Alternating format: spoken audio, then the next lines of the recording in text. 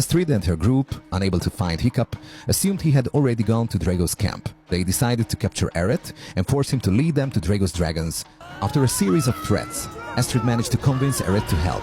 Once they arrived at the military camp, they observed the situation from a distance. A huge bubble in the water alerted them to the presence of a high-level dragon lurking beneath the surface. Suddenly, they heard noise behind them. Turning around, they realized they had walked straight into an ambush. As their dragons were knocked out by tranquilizer darts, Astrid and her team had no choice but to surrender. On board the military ship, a scarred man slowly walked out. At that moment, Hupfeng, having regained consciousness, started attacking the soldiers around him. Drago ordered his men to fall back. Unscathed by toothless flames, he raised his weapon and shouted at the dragon. His brutal presence immediately subdued Hupfeng, who lowered his head in submission. Drago sneered and stepped on Hupfeng's head, treating the dragon like an insignificant insect. Furious, Astrid started threatening Drago.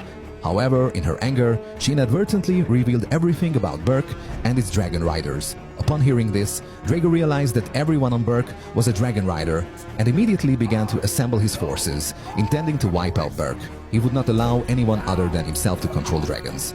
Eret, moved by Astrid's words, tried to intervene, but Drago dismissed him as no longer useful. Just as Drago's soldiers prepared to strike Eret, Stormfly jumped in to protect him.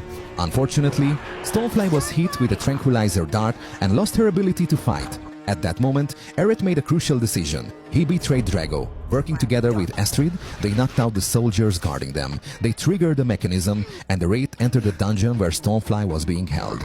Eret stood silently, gazing at Stormfly. He silently thanked her for saving him earlier. Stormfly closed her eyes, allowing Eret's hand to rest gently on her head. This moment made Eret rethink his antagonistic views toward dragons.